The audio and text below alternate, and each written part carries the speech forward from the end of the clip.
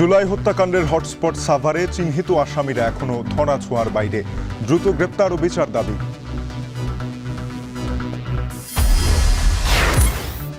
মধ্যরাত থেকে কর্মবিরতিতে নৌযান শ্রমিকরা, স্থবির নৌপথে পণ্য পরিবহন, ঝুঁকিপূর্ণ রুটে নিরাপত্তা নিশ্চিত সহ 7 খুনের বিচার দাবি।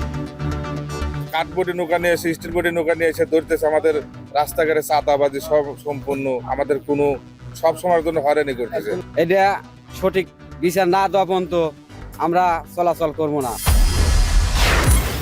পাবনার সাথিয়ায় ট্রাক চাপায় করিমনের 3 যাত্রী নিহত, আহত 5 জন।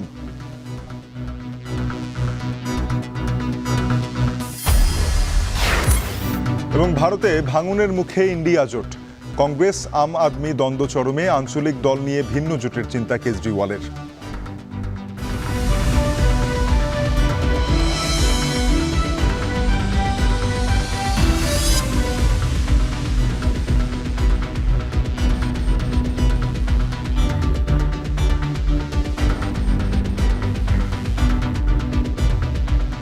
স্বাগত। এখন বাণিজ্যে আপনাদের সাথে পুরো আয়োজনে থাকবো আমি তানজিম শাফিন। জুলাই আগস্টের অভ্যুত্থানে দেশের যেসব এলাকায় বেশি হত্যাযজ্ঞ চলে তার মধ্যে অন্যতম সাভার। এই হত্যাযজ্ঞে জড়িত ও চিহ্নিত আওয়ামী লীগের নেতাকর্মীরা এখনও ধরাছোঁয়ার বাইরে। 5 আগস্টের সরকার পতনের পর আত্মগোপনে চলে যাওয়া বিগত আমলের রাজনৈতিক পৃষ্ঠপোষকতায় ফুলে ফেঁপে ওঠা দাপুটের নেতাকর্মীদের আইনের আওতায় আনার দাবি স্থানীয় রাজনৈতিক কর্মী ও সচেতন নাগরিকদের। হুমায়ুন কবিরের প্রতিবেদন। বৈষম্য বিরোধী আন্দোলনে দেশের সবচেয়ে বেশি হত্যাযজ্ঞ চলে সাভারে। সেখানে প্রকাশ্যে ছাত্র জনতার উপর গুলি চালান আওয়ামী লীগের নেতাকর্মীরা। রাজপথে গণহত্যায় আগ্নেয়াস্ত্র নিয়ে সরাসরি অংশ নেন সাভার উপজেলা আওয়ামী লীগের সাধারণ সম্পাদক মঞ্জুরুল আলম রাজীব, ফখরুল আলম সমর, আশুলিয়া আওয়ামী লীগের সভাপতি ও সাভারের সাবেক সংসদ সদস্য সাইফুল ইসলাম, সাধারণ সম্পাদক ফারুক হাসান তুহিন, সাভার ছাত্রলীগের সভাপতি আতিক সহ আওয়ামী লীগ ও অঙ্গ সংগঠনের নেতাকর্মীরা। জুলাই অভ্যুত্থানে জনগণের বিরুদ্ধে সশস্ত্রভাবে অবস্থান নেয়া এসব অভিযুক্তরা 5ই আগস্টের পর থেকেই চলে গেছেন আত্মগোপনে। জুলাই আন্দোলনের সংগঠক, রাজনৈতিক নেতৃবৃন্দ ও স্থানীয়দের দাবি, রাজনীতিকে ঢাল বানিয়ে অপরাধমূলক কর্মকাণ্ডের সঙ্গে জড়িতদের দ্রুতই দৃষ্টান্তমূলক শাস্তির আওতায় আনতে হবে। 5 তারিখে বিকেলে কমপক্ষে শতাধিক লোক তারা গুলি করে হত্যা করেছে সাভারে। প্রশাসনের কাছে এই প্রত্যাশা করব, তাদের দ্রুত যে যেখানে আছে ধরে এনে আইনের আওতায় নিয়ে এসে তাদের দৃষ্টান্তমূলক শাস্তির ব্যবস্থা করুক। এরা যেদিন ধরা পড়বে, আইনে আসবে, প্রশাসন তাদেরকে অ্যারেস্ট করবে, তখনই আমাদের সাভারবাসীর অন্তরে একটা শান্তি আসবে। সাভার আশুলিয়ার যে স্থানীয় সংসদ সদস্য সাইফুল এবং আওয়ামী লীগ নেতা রাজীব, সমর এবং তুহিন, ছাত্রলীগ নেতা আতিক সহ যারা এই হামলার সঙ্গে জড়িত ছিল তাদের দ্রুত সময়ের মধ্যে গ্রেপ্তার করে তাদের বিচারের আওতায় আনতে হবে। অন্যথায় আমরা যে গণ অভ্যুত্থান পেয়েছি সেই অভ্যুত্থান পরিপূর্ণতা পাবে না। খুঁজে খুঁজে তাদের বের করতে হবে। অনেকের কাছে ভিডিও আছে, অনেকে আমাদের চাক্ষুষ প্রমাণ আছে। এদের সাক্ষ্য প্রমাণ নিয়ে এদেরকে এমন মামলায় তাদেরকে আসামি করতে হবে এবং প্রচলিত নিয়মে তাদেরকে যা যা শাস্তি দেওয়া দরকার আইনের মধ্যে পড়ে তাদেরকে সেটা দিতে হবে। জুলাই আন্দোলনে প্রকাশ্যে হত্যাসহ নানা অপরাধের অভিযোগে গেল 4 মাসে সাভার আশুলিয়া অঞ্চলে শতাধিক মামলা হয়েছে। তবে ধরাছোঁয়ার বাইরে আছে হত্যাকাণ্ডে সরাসরি অংশ নেয়া চিহ্নিত নেতাকর্মীরা। যদিও পুলিশ বলছে অভিযুক্তদের গ্রেপ্তারে চেষ্টা চালিয়ে যাচ্ছেন তারা। আশুলিয়া, সাভার, ধামরাই 3 থানাতেও মামলা হয়েছে প্রায় 100 মতো এবং আসামি রয়েছে অনেক। তাদের অনেককে আমরা গ্রেপ্তার করেছি এবং অনেকেই বাড়ি ছাড়া রয়েছে। তো তাদেরকে আমরা গ্রেপ্তার করছি এবং গ্রেপ্তারের প্রচেষ্টা অব্যাহত রয়েছে এবং যে করে হোক তাদেরকে আমরা আইনের আওতায় নিয়ে আসব। ছাত্র জনতার ত্যাগের মধ্য দিয়ে গঠিত অন্তর্বর্তীকালীন সরকারের কাছে শহীদ পরিবারগুলো বলছেন, নিরস্ত্র মানুষের ওপর গুলি চালানো অপরাধীদের দৃষ্টান্তমূলক শাস্তির ব্যবস্থা না করলে বৃথা যাবে হাজারো মানুষের আত্মত্যাগ। এখন সাভার। চাঁদপুরে 7 নাবিক হত্যার ঘটনায় আজ থেকে সারা দেশে কর্মবিরতি পালন করছেন নৌ পরিবহন শ্রমিকরা। তবে যাত্রীবাহী নৌযান এর আওতামুক্ত রয়েছে। কর্মবিরতিতে সারা দেশে স্থবির হয়ে পড়েছে পণ্য পরিবহন কার্যক্রম। এ বিষয়ে বিস্তারিত জানাতে চট্টগ্রাম থেকে যোগ দিয়েছেন সহকর্মী হোসাইন জিয়া, চাঁদপুর থেকে আছেন তালহা জুবায়ের এবং সিরাজগঞ্জ থেকে যুক্ত রয়েছেন সহকর্মী রিফাত রহমান। শুরুতেই যাব চট্টগ্রামে। জিয়াদ জানাবেন যে পণ্য পরিবহন তো সাশ্রয়ীভাবে করার জন্য নৌপথ ব্যবহার করে থাকেন বেশিরভাগ ক্ষেত্রে ব্যবসায়ীরা, সেক্ষেত্রে আসলে বাজার অর্থনীতি সহ কোন কোন ক্ষেত্রে জটিলতা তৈরি হতে পারে? শাফিন, মূলত একেবারে শিল্পের কাঁচামাল থেকে শুরু করে ভোগ্যপণ্য সব কিন্তু চট্টগ্রাম বন্দর হয়ে যে আমদানি পণ্যগুলো আসে, বিশেষ করে খোলা পণ্য, চাল, ডাল, চিনি, সিমেন্ট, ক্লিংকার থেকে শুরু করে বিভিন্ন ভোগ্যপণ্যের যে কাঁচামাল, সেটি চট্টগ্রাম বন্দরের আসার পর ছোট ছোট যে লাইটার জাহাজগুলো আছে কিংবা তেলবাহী যে ওয়েল ট্যাঙ্কারগুলো আছে সেগুলো হয়ে সারা দেশে যায়। একেবারে ঢাকার নারায়ণগঞ্জ থেকে শুরু করে একেবারে খুলনা পর্যন্ত পণ্য পরিবহন করে লাইটার জাহাজগুলো। মূলত চট্টগ্রাম বন্দরে যদি একটি হিসাব দিই শাফিন, পুরো বছরে 12 থেকে 13 কোটি টন খোলা পণ্য আসে, আমদানি হয় এবং সেগুলো এই লাইটার জাহাজ করেই পরিবাহিত হয়। ফলে বড় ধরনের একটি সংকট আসলে তৈরি হলো এই কর্মবিরতির কারণে। এবং আমরা আজকে সকাল থেকে দেখছি চট্টগ্রামের যে কর্ণফুলী নদী, এখানের প্রায় 16টির মতো ঘাট, এই ঘাটগুলোতে যে পণ্য ওঠানামা হয়, ট্রাক আসে সারা দেশ থেকে ভিড়ে খোলা পণ্য নিয়ে যাওয়ার জন্য, লাইটার জাহাজ থেকে নামানো হয়, সেই ঘাটগুলো একেবারে অচল হয়ে পড়ে আছে। এবং এখানে ঘাটগুলোতে আমরা দেখছি যে বিভিন্ন ঘাটগুলোতে ছোট ছোট খণ্ড খণ্ড মিছিল নিয়ে আসলে শ্রমিকরা আসছেন এবং শ্রমিকরা অবস্থান নিয়েছেন এই ঘাটগুলোতে, যাতে কেউ লাইটার জাহাজ নিয়ে চলাচল করতে না পারে। এর মাধ্যমে আসলে চট্টগ্রামের এই ঘাটগুলোতে যেমন পণ্য ওঠানামা বন্ধ হয়ে গেছে, একই সাথে চট্টগ্রাম বন্দরে যে বহির্নোঙরে যে বিদেশি জাহাজগুলো এসেছে পণ্য নিয়ে, সেখানেও কিন্তু একই সাথে ওঠানামা বন্ধ হয়ে পড়েছে। এর মাধ্যমে আসলে বড় ধরনের ক্ষতি, কারণ এই পণ্যগুলো নিয়ে হয়তো অনেক পরিবহন দেশের বিভিন্ন কারখানাগুলোতে যেত কাঁচামাল নিয়ে। দীর্ঘদিন আসলে এইটি যদি চলতে থাকে কর্মবিরতি, আমরা যতটুকু জেনেছি যে তারা খুনি গ্রেপ্তারের দাবিতে মূলত অনির্দিষ্টকালের ধর্মঘট আহ্বান করেছেন। ফলে এর সাথে জড়িত শ্রমিক, লাইটার শ্রমিক থেকে শুরু করে একেবারে পণ্য পরিবহনের যারা আছেন, ট্রাক চালক, সবকিছু জড়িত। আর এর মাধ্যমে কিন্তু চট্টগ্রাম বন্দরের বহির্নোঙরে যে জাহাজগুলো রয়েছে, 50 থেকে 100টি জাহাজ আসলে সবসময় অবস্থান করে পণ্য নিয়ে। এই জাহাজগুলো কিন্তু একদিন বসে থাকলে $10,000 পর্যন্ত বাড়তি খরচ অর্থাৎ ক্ষতিপূরণ দিতে হয়, যার আসলে পুরো প্রভাব আমদানিকারক এবং শেষ পর্যন্ত পণ্যের দাম বেড়ে যাওয়ার এক ধরনের সম্ভাবনাও তৈরি হয়। তো শ্রমিকরা যেটি বলছেন যে তারা এর মধ্যে র্যাব একজনকে গ্রেপ্তার করেছে, কিন্তু সেটি তারা মানতে নারাজ। তারা বলছেন যে একজনের পক্ষে এত খুন করা সম্ভব না।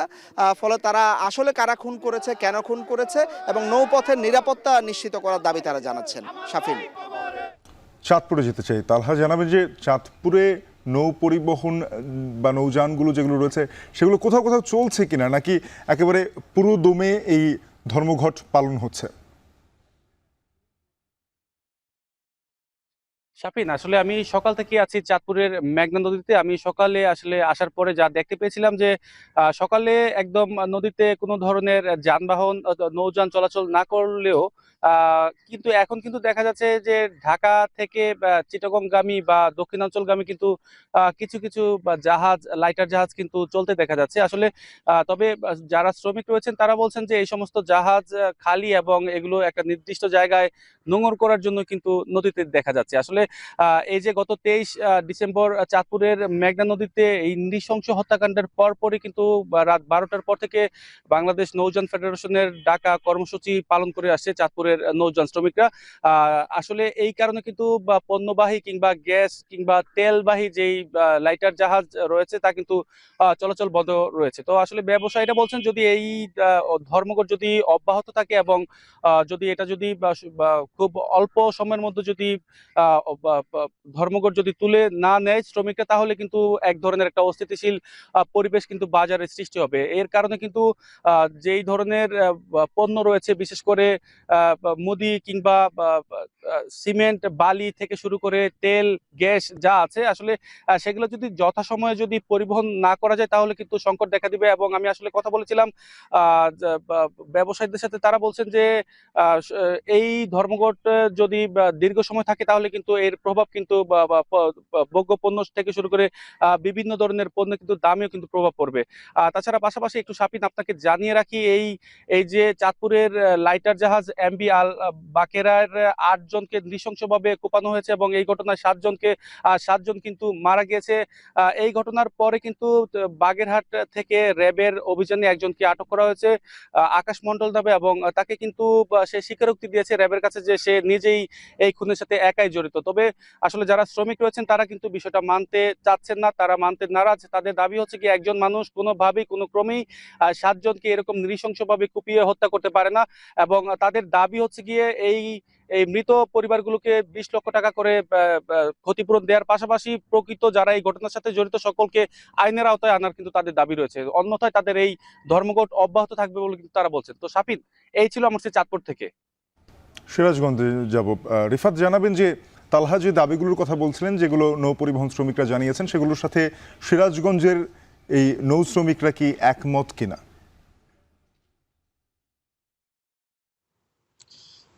জি শাফিন, আসলে চাঁদপুরে যে মেঘনা নদীতে আল বাকেরা জাহাজের 7 জন নৌ শ্রমিক নিহতের ঘটনায় কিন্তু তারা যে কর্মবিরতি পালন করছে রাত 12টা থেকে, তাদের কিন্তু মূলত 4টি দাবির মধ্যে তালহা যেটি বলছিল যে 7 জন যে হত্যা হয়েছে সেই হত্যাকারীদের গ্রেপ্তার এবং তাদের কঠোর শাস্তির পাশাপাশি তাদের যে নিহতর পরিবার রয়েছে তাদেরকে 20 লাখ টাকা করে ক্ষতিপূরণের কিন্তু দাবি করছে। পাশাপাশি তারা যেটি মূল দাবি আমাদেরকে জানিয়েছে যে আসলে এই যে নৌপথে কিন্তু যে লাইটার জাহাজগুলো আসে পণ্যবাহী মাল নিয়ে, সেই লাইটারের জাহাজের যারা নাবিক রয়েছে, যারা শ্রমিক রয়েছে, তারা কিন্তু সবসময় নিরাপত্তাহীনতায় ভোগে।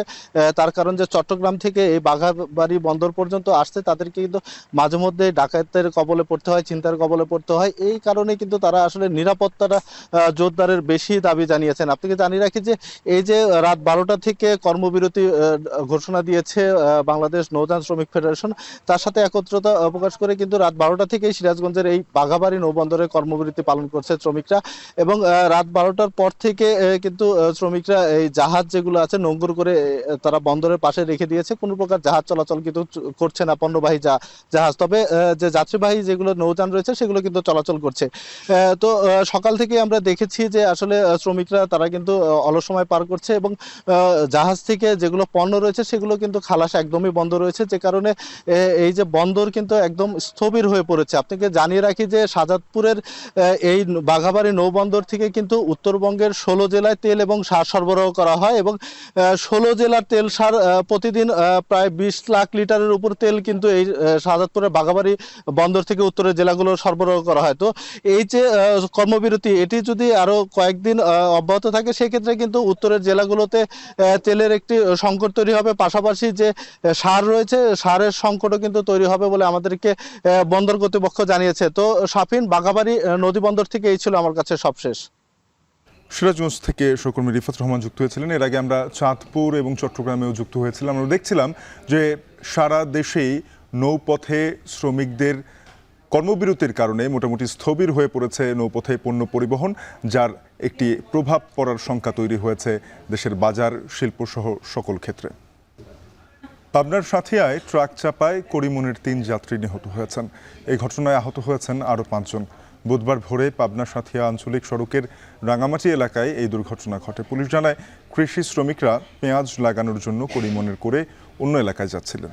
পথিমধ্যে রাঙামাটিয়া এলাকায় সাথিয়াগামী মালবাহী ট্রাক চাপা দিলে ঘটনাস্থলেই মারা যান 3 জন। এ সময় স্থানীয়রা গুরুতর আহত অবস্থায় আরও 5 জনকে উদ্ধার করে হাসপাতালে পাঠান। বর্তমানে আশঙ্কাজনক অবস্থায় কয়েকজন পাবনা জেনারেল হাসপাতালে চিকিৎসাধীন রয়েছেন। আইনি প্রক্রিয়া শেষে মরদেহ স্বজনদের কাছে হস্তান্তর করা হবে।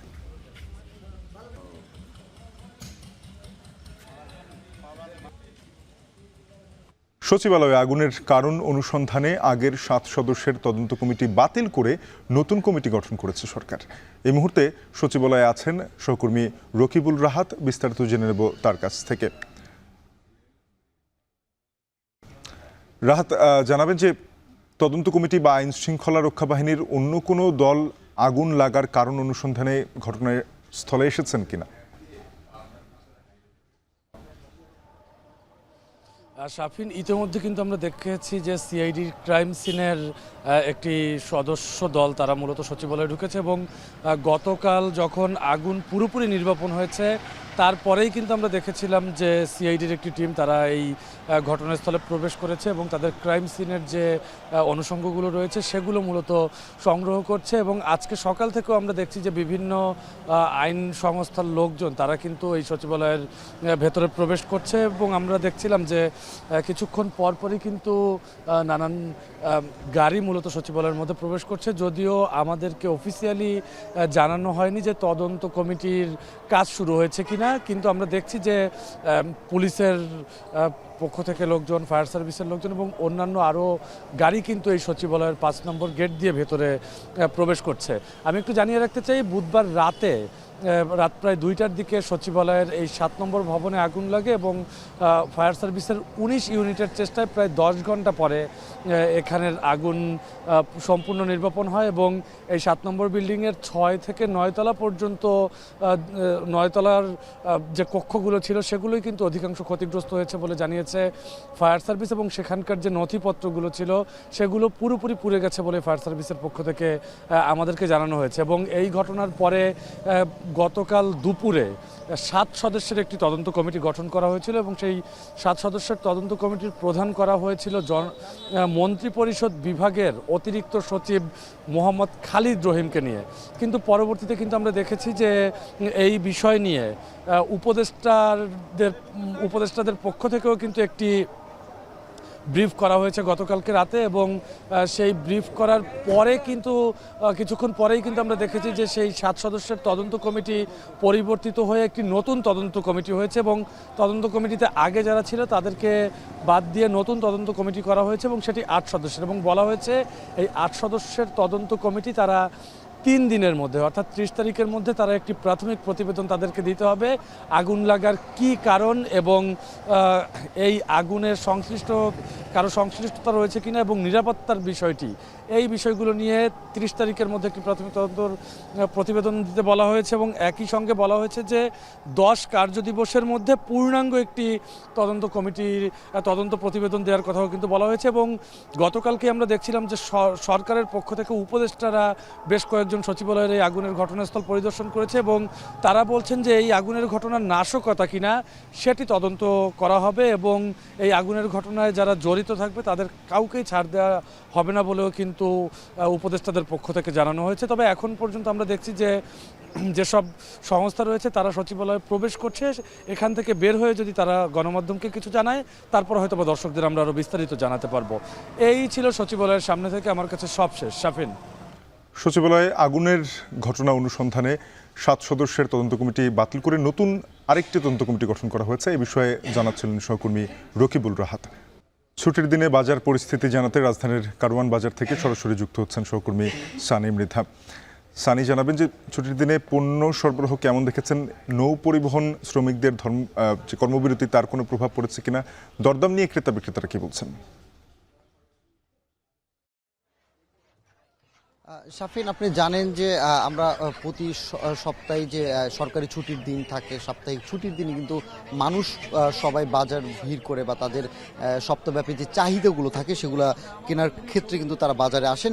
আমরা যেমনটা দেখছিলাম যে আসার পরই মোটামুটি শীতকালীন সবজির বাজার ঘুরেছি, পাশাপাশি নিত্যপণ্য যেসব দোকানগুলো আছে সেগুলো আমরা ঘুরে দেখেছি। তবে আজকে এসে যেটা দেখলাম দোকানদারিদের সাথে কথা বলে বা ক্রেতাদের সাথে, যে আসলে মুরগির দামটা হঠাৎ গত কয়েকদিন ধরেই কিন্তু বেশি বেড়ে গিয়েছে। অর্থাৎ আমরা এখন যেখানে আছি, যে কারওয়ান বাজারের যে মুরগির দোকানগুলো রয়েছে, এখানে এসে দেখতে পাচ্ছি যে এখানে মুরগির দামগুলো গত সপ্তাহের তুলনায় বা গত কয়েকদিনের তুলনায় কিন্তু হঠাৎই বেড়ে গেছে। বিশেষ করে সোনালী মুরগি সেটা এখন কিন্তু বিক্রি হচ্ছে 20 থেকে 30 টাকা বেশি দামে, কিন্তু 330 থেকে 350 টাকা দামে বিক্রি হচ্ছে।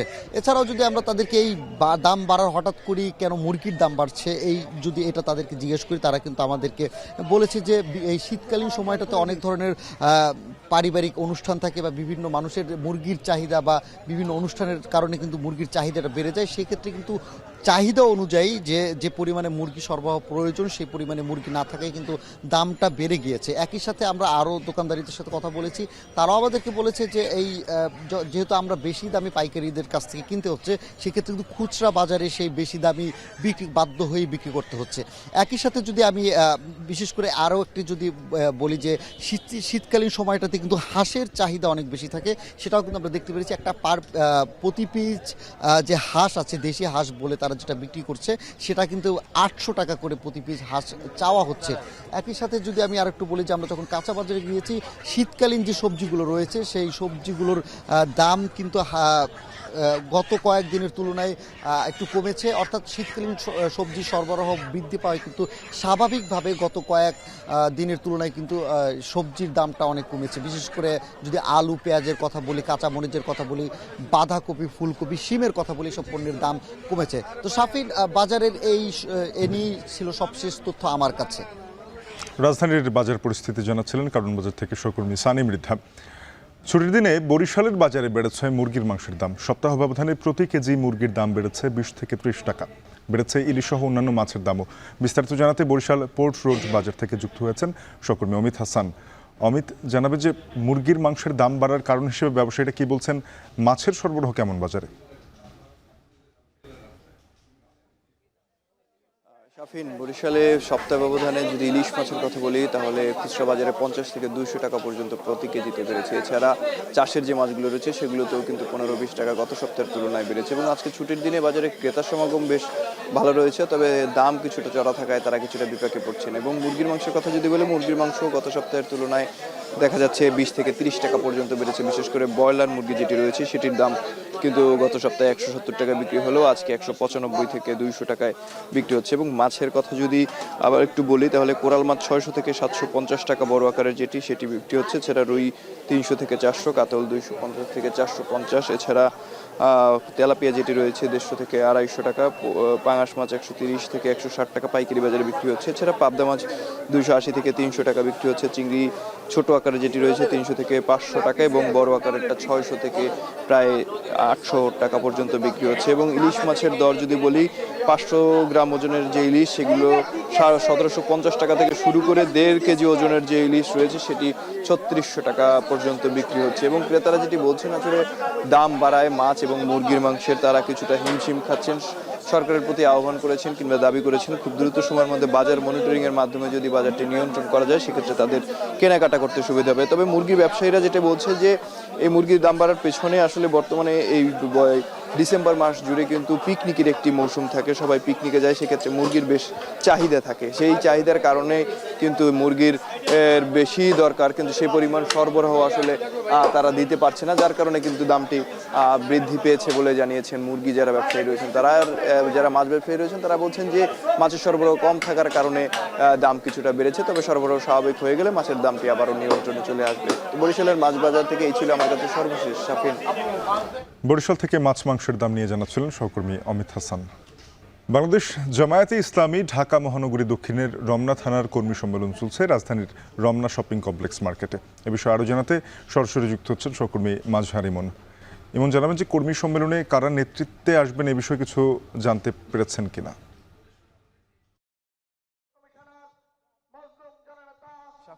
সমাবেশের যেই প্রধান বাংলাদেশ জামায়াতে ইসলামীর নায়েবে আমির অধ্যাপক মুজিবুর রহমান তিনি আগে স্থানে এসেছেন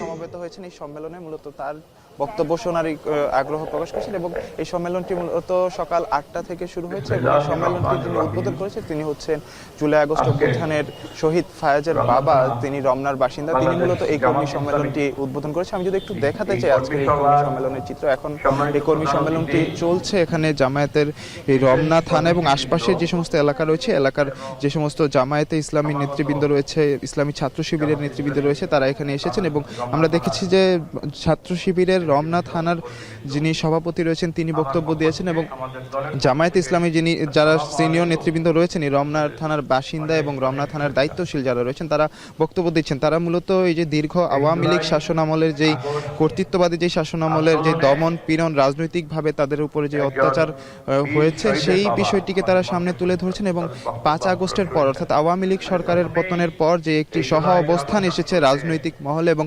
সকলের দলমত নির্বিশেষে তাদের যে রাজনৈতিক কর্মকাণ্ড রয়েছে সেগুলো তারা করতে পারছেন, সেই বিষয়টিকেও তারা গুরুত্ব দিয়েছেন এবং অন্তর্বর্তী সরকারের কাছে তারা আহ্বান জানাচ্ছেন যে ভবিষ্যতে যাতে বাংলাদেশের যে রাজনৈতিক পরিবেশ পরিস্থিতি যাতে কোনো ধরনের বিশৃঙ্খল পরিস্থিতিতে না যায় এবং সকলে মিলেমিশে যাতে তাদের যে রাজনৈতিক কর্মকাণ্ড রয়েছে সেইগুলো যাতে তারা পালন করতে পারে। এখানে মূলত যেটি বলছিলাম যে আজকের এই রমনা থানা জামায়াতে ইসলামীর উদ্যোগে যে কর্মী সম্মেলনটি হচ্ছে, এখানে যে মূল বক্তব্য যিনি দিবেন অধ্যাপক মুজিবুর রহমান, সাবেক এমপি তিনি জামায়াতে ইসলামীর, তার বক্তব্য শোনার জন্যই মূলত এখানে যারা কর্মীরা রয়েছেন সকলে অধীর আগ্রহে বসে আছেন। পাশাপাশি এখানে আমরা দেখেছি যে জামায়াতে ইসলামীর যেই কেন্দ্রীয় কর্মপরিষদ সদস্য এবং ঢাকা মহানগর দক্ষিণের যিনি সেক্রেটারি রয়েছেন ডক্টর মোহাম্মদ শফিকুল ইসলাম মাসুদ, তিনিও এখানে উপস্থিত হয়েছেন এবং তার বক্তব্য শোনার জন্য এখানে অধীর আগ্রহে বসে রয়েছেন কর্মীরা। যেটি বলছিলাম, এই কর্মী সভাটি সকালবেলা আমরা দেখেছি যে জুলাই আগস্ট অভ্যুত্থানে যিনি নিহত হয়েছেন ফায়াজের বাবা, তিনিও মূলত এই রমনা থানার বাসিন্দা। এই পুরো রমনা থানা কেন্দ্রিক যে সমস্ত ইউনিটগুলো রয়েছে জামায়াতে ইসলামী এবং ইসলামী ছাত্র শিবির সহ এই সংশ্লিষ্ট সংগঠনগুলোর কর্মীরা এখানে এসেছেন এবং তারা বক্তব্য শুনছেন। এবং মূল যেটি বারবার আমি যেটি বলছিলাম যে এখানে যে সাবেক সংসদ সদস্য অধ্যাপক মুজিবুর রহমানের বক্তব্য এবং দিক নির্দেশনা শোনার জন্য অপেক্ষা করছেন জামায়াতে ইসলামের কর্মীরা। সহকর্মী মাঝারি মন যুক্ত হয়েছিলেন বাংলাদেশ জামায়াতে ইসলামীর রমনা থানার কর্মী সম্মেলন থেকে। উত্তর জনপদে সেচের পানির অভাব ঘুচিয়ে দিচ্ছে সোলার পাম্প। প্রান্তিক কৃষকের ভাগ্য ফেরাতে বিভিন্ন উন্নয়ন সহযোগিতায় বাস্তবায়ন করা হচ্ছে এই প্রকল্প। এতে হাসি ফুটছে কৃষকের মুখে। এদিকে সোলার সেচ প্রকল্পকে ফসল উৎপাদনের জন্য ইতিবাচক বলছেন কৃষি অর্থনীতিবিদরা। রংপুর ঘুরে এসে সাজিদ আরাফাতের প্রতিবেদন, ক্যামেরায় ছিলেন রিজওয়ান বাঁধন।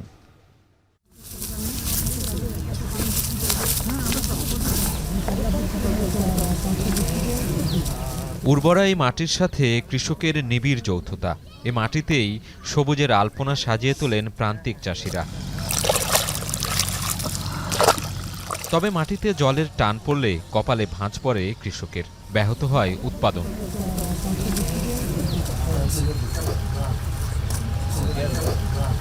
উত্তর জনপদের বেশ কিছু অঞ্চলে কৃষকের সেচের দুশ্চিন্তা দূর করেছে সোলার পাম্প। ডিজেল চালিত পাম্প মেশিনের বিকল্প হিসেবে কাজ করছে এটি। জীবাশ্ম জ্বালানির রাহুমুক্ত হয়ে নবায়নযোগ্য এই পদ্ধতিতে সেচ খরচ কমেছে অর্ধেক। বেসরকারি উন্নয়ন সংস্থা ব্র্যাকের তত্ত্বাবধান ও বেসরকারি ব্যাংক স্ট্যান্ডার্ড চার্টার্ডের অর্থায়নে সেচ সহায়তা পাচ্ছেন রংপুরের প্রান্তিক চাষিরা। 30 শতক জমিতে 15 থেকে 2000 টাকা ধান খেতে, বুড়ো ধানে। এখন পানি নেব মনে করো 1000 টাকা, 500 টাকা আমার সিজনে কম লাগবে। এখন পানিটা পামো আমরা, এখন ফসলটা ভালো হবে, এখন খরচটাও কম লাগিবে, তাহলে এ দিয়ে একটা আমার সুবিধা হবে। করাতে মনে করো যে 3000 হইতে হইতে 4000 হইতে হইতে 5000 টাকা মধ্যে বিকেল আছে। এখন ওই অবস্থায় চলেছে, তারপরে তো এটা আল সোলারটা দিছে। সোলারটা হয়তো বা কারেন্ট থাকে না, অনেক সময় হয়তো বা সঠিক সময় পানি পাই না। আর সোলারের মাধ্যমে তো সব সময় মনে করেন এটা তো কোনো সমস্যা নেই। সিএসআর প্রকল্পের আওতায় রংপুর সহ উত্তরাঞ্চলের 5 জেলায় বসানো হয়েছে 28টি সোলার পাম্প, যার মধ্যে রংপুরে 9টি, দিনাজপুরে 11টি, নীলফামারীতে 4টি, কুড়িগ্রামে 3টি ও লালমনিরহাটে 1টি সোলার পাম্প বরাদ্দ দেওয়া হয়েছে। প্রতিটি পাম্প তত্ত্বাবধান করেন 5 জন করে কৃষক, যারা নিজেদের জমিতে সেচ নেয়ার পাশাপাশি অন্যদের পানি সরবরাহের মাধ্যমে অর্থ উপার্জনেরও সুযোগ পাচ্ছেন। কোনো ফসল আবাদ হতো না, জমি আছে কিন্তু আবাদ করতে পারতো না। আবাদ করলেও ওই যে প্রাকৃতিক বৃষ্টির মাধ্যমে যদি আবাদ করতে পারতো, কিন্তু এই বাড়তি যে ফসলটা সেটা হতো না। এখন দেখা গেছে তারা এই সুবিধাটা পাচ্ছে। এ ধরনের সেচ প্রকল্পকে কৃষির জন্য আশীর্বাদ বলছেন কৃষি অর্থনীতিবিদরা। বেসরকারি উদ্যোগের পাশাপাশি সরকারিভাবেও সহায়তার তাগিদ তাদের। রবি শস্য এখন কিন্তু অনেক ক্ষেত্রেই সেচ নির্ভর হয়ে যাচ্ছে এবং এই সেচ নির্ভরতা কাটানোর জন্য আমাদের অবশ্যই এই যে ইন্ডিজেনাস ইরিগেশন এবং এর যে ইমপ্রুভমেন্ট, যেটা বেসরকারি সংস্থাগুলো নিরন্তর করে যাচ্ছে, এটার যথেষ্ট গুরুত্ব আছে। প্রকল্প পরিচালনাকারীরা বলছেন, সামাজিক দায়বদ্ধতার জায়গা থেকে নিয়মিত সহায়তা কার্যক্রম এটি। দেশে কৃষি উৎপাদন বৃদ্ধি, খাদ্য নিরাপত্তা সুসংহত, খাদ্য ব্যবস্থাপনা গতিশীল করার পাশাপাশি কৃষির আধুনিকায়নের লক্ষ্যেই এই উদ্যোগ চলমান রয়েছে। এখানে আমরা কার্বন এমিশন কমাচ্ছি, কোনো রকম তেলের পাম্প ব্যবহার হচ্ছে না বলে। সুতরাং আমরা ভাবছি যে আমরা আসলে এনভায়রনমেন্টের দিকটাও খেয়াল করে অনেক প্রজেক্ট করি। সুতরাং আমরা তো দেখতে পারি ভবিষ্যতে আরও কিছু যদি চাহিদা থাকে আমরা হয়তো এটা নিয়ে কাজ করব। উত্তর জনপদে শিল্প কারখানার খুব একটা বিকাশ ঘটেনি, এ কথা সত্যি। তবে এ অঞ্চলের মানুষের অর্থনীতির চাকাকে সচল রেখেছে কৃষি, কৃষি এবং কৃষি। আর এই কৃষি ও কৃষকের ভাগ্য উন্নয়নে সহায়তা করছে এখানকার সোলার পাম্পগুলো, যার মাধ্যমে চাষাবাদ করে একই সঙ্গে সময় এবং অর্থ সাশ্রয় করে লাভবান হচ্ছেন এ অঞ্চলের কৃষকরা। রংপুরের তারাগঞ্জ থেকে সাজিদ আরাফাত, এখন। এবারে দেশের বাইরের খবর। ভারতের সাবেক প্রধানমন্ত্রী ও কংগ্রেস নেতা মনমোহন সিংয়ের মৃত্যুতে শোক প্রকাশ করে দেশটির বর্তমান প্রধানমন্ত্রী নরেন্দ্র মোদী বলেছেন, মনমোহন সিং ভারতের শীর্ষ নেতাদের একজন ছিলেন। বৃহস্পতিবার সাবেক প্রধানমন্ত্রীর মৃত্যুর খবর আসার পর এক্সের বার্তায় মোদী আরও বলেন, মনমোহন সিং অত্যন্ত বিনয়ী ছিলেন। অর্থনীতিবিদ হওয়াই ছিল তার প্রথম স্বপ্ন। ভারতের অর্থনৈতিক অগ্রগতি ও নীতিগত জায়গায় মনমোহন সিং ইতিবাচক ছাপ রাখতে পেরেছেন বলেও দাবি করেন নরেন্দ্র মোদী। মনমোহন সিংয়ের মৃত্যুতে শোক প্রকাশ করেছেন স্বরাষ্ট্রমন্ত্রী অমিত শাহ। এক্স বার্তায় অমিত শাহ বলেন, আরবিআই গভর্নর থেকে অর্থমন্ত্রী এবং সেখান থেকে প্রধানমন্ত্রী হওয়ার পুরোটা সময় জুড়ে দারুণ নেতৃত্ব দিয়েছেন এই বর্ষিয়ান নেতা। শোক জানিয়েছেন কংগ্রেস সভাপতি মল্লিকার্জুন খাড়গে। আর কংগ্রেস নেতা রাহুল গান্ধী বলেছেন, একজন পথ প্রদর্শক ও পরামর্শদাতাকে হারালেন তিনি। দিল্লিতে ইন্ডিয়া জোটের বড় দুই শরিক দল কংগ্রেস আম আদমি পার্টির দ্বন্দ্বে ভাঙনের মুখে ইন্ডিয়া জোট। এরই মধ্যে কংগ্রেসকে জোট থেকে বহিষ্কারের জন্য অন্যান্য শরিক দলের সঙ্গে আলোচনা শুরু করার হুঁশিয়ারি দিয়েছে আম আদমি পার্টি। অরবিন্দ কেজরিওয়ালকে দেশবিরোধী বলে কংগ্রেস নেতা অজয় মাকেনের মন্তব্যের পর চড়াও হলো আম আদমি পার্টি। বিস্তারিত থাকছে সতীর্থ কর্মকারের প্রতিবেদনে। साफ हो गया है कि दिल्ली के चुनाव में দিল্লিতে বিধানসভা নির্বাচনের হাওয়া লাগতেই ইন্ডিয়া জোটে বেড়েছে উত্তেজনার পারদ।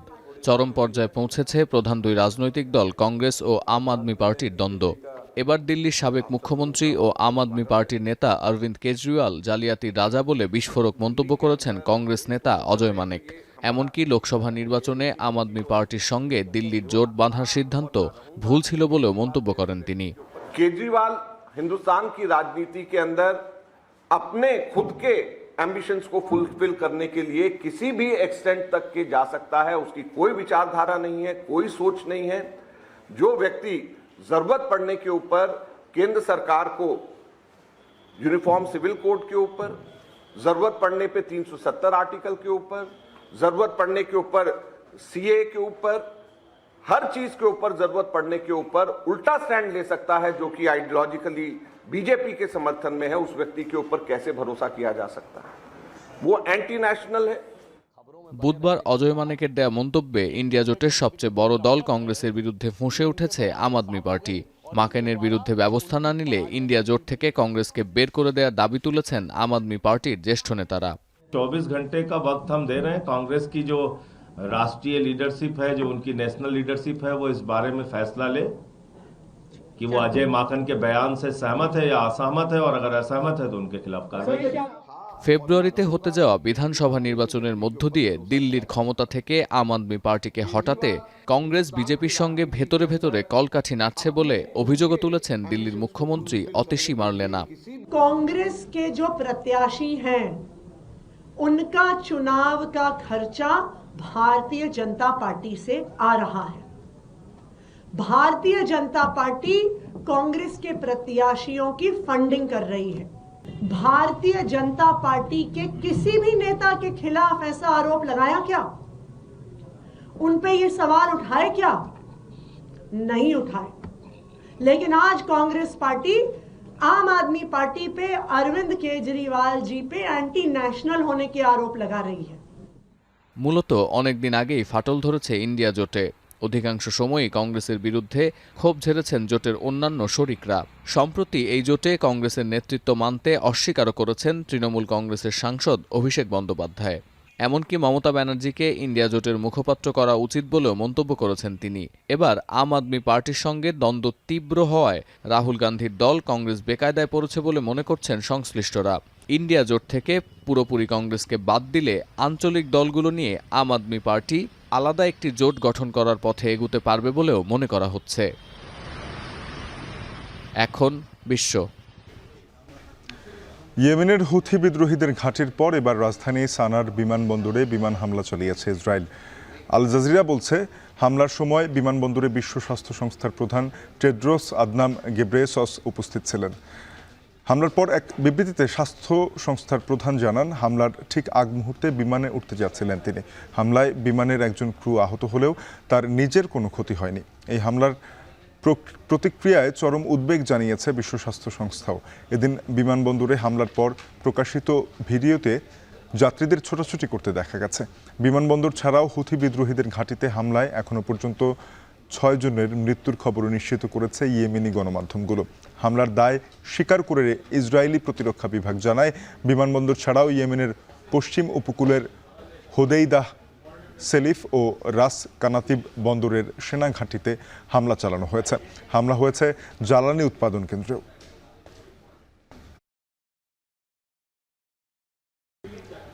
ফোরাম ফর বাংলাদেশ স্টাডিজ আয়োজিত ঐক্য সংস্কার ও নির্বাচন সংলাপে ভার্চুয়ালি বক্তব্য রাখছেন প্রধান উপদেষ্টা ডক্টর মোহাম্মদ ইউনূস। সরাসরি যুক্ত হচ্ছে সেখানে।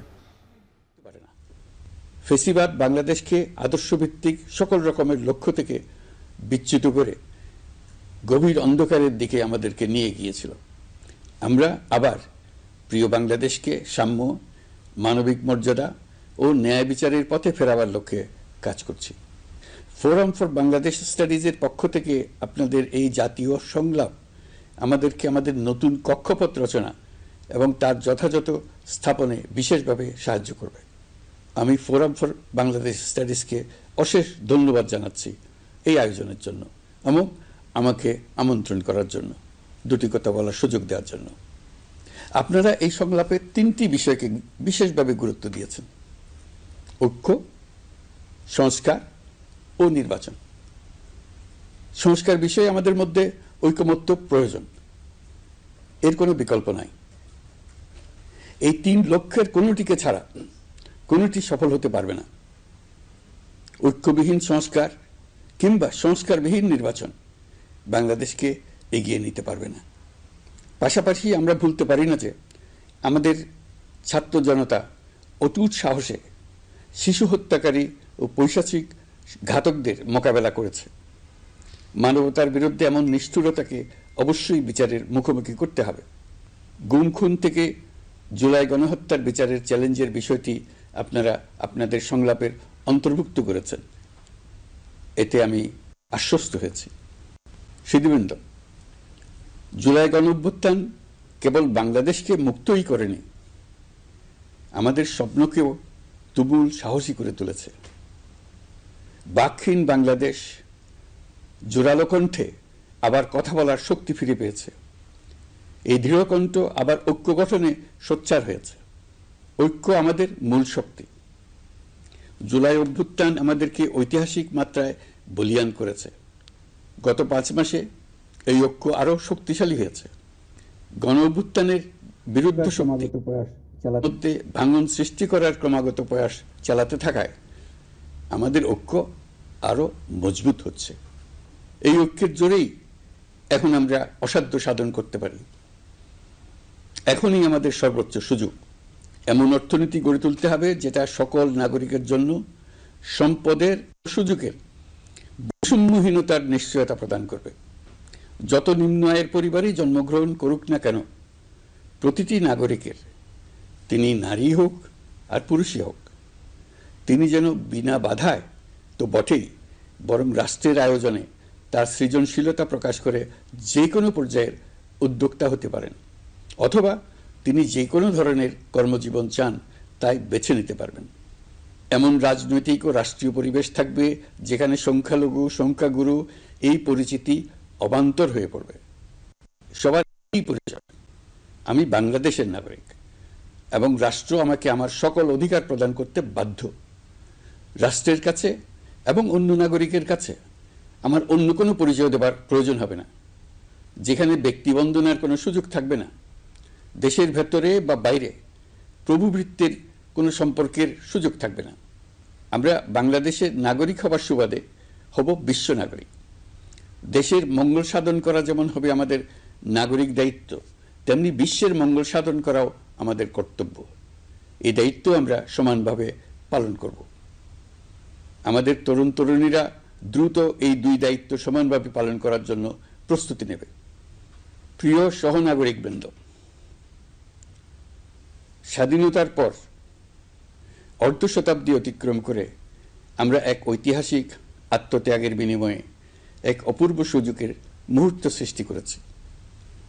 এই সুযোগ যদি আমরা গ্রহণ করতে অনিচ্ছুক হই কিংবা অপারগ হই, তাহলে বাংলাদেশের ভবিষ্যতের কোনো প্রজন্ম আমাদের ক্ষমা করবে না। আজকের সংলাপের মূল লক্ষ্য হল সবার পক্ষ থেকে সর্বোচ্চ কণ্ঠে ঘোষণা দেওয়া যে আমরা এই সুযোগ কিছুতেই হাতছাড়া হতে দেব না। আমরা একতাবদ্ধভাবে এই সুযোগের প্রতিটি মুহূর্ত সর্বোত্তম কাজে লাগাব। সংস্কারের যে মহান দায়িত্ব ঐতিহাসিক কারণে আমাদের কাছে এসে গেছে, এই দায়িত্ব আমাদের প্রত্যেককে, প্রতি নাগরিককে, রাজনৈতিক দলকে, প্রতিটি সামাজিক, অর্থনৈতিক, ব্যবসায়িক এবং ধর্মীয় জনগোষ্ঠীর প্রত্যেককে দৃঢ়তার সঙ্গে সংস্কারের মহাযজ্ঞে আনন্দের সঙ্গে ঝাঁপিয়ে পড়তে হবে। আজকে আপনাদের সংলাপে ঘোষণা দিন কে কিভাবে এই মহাগৌরবের দায়িত্ব পালন করবেন। সংস্কার ও নির্বাচনের প্রস্তুতি একই সঙ্গে চলতে থাকবে। নির্বাচনের প্রস্তুতির কাজ মূলত নির্বাচন কমিশনের। নাগরিকদের নির্বাচনের তারিখ না পাওয়া পর্যন্ত এই প্রক্রিয়ায় সময় দিতে হয় না, কিন্তু সংস্কারের কাজে সকল নাগরিককে অংশগ্রহণ করতে হবে। যারা ভোটার তারা তো অংশগ্রহণ করবেনই, তার সঙ্গে যারা ভবিষ্যতে ভোটার হবেন তারাও সর্বাত্মক।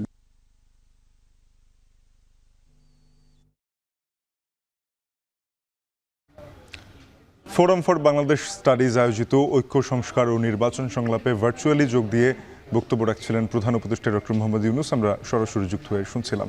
শেষ করছি এখন বাণিজ্য। সাথে থাকার জন্য ধন্যবাদ।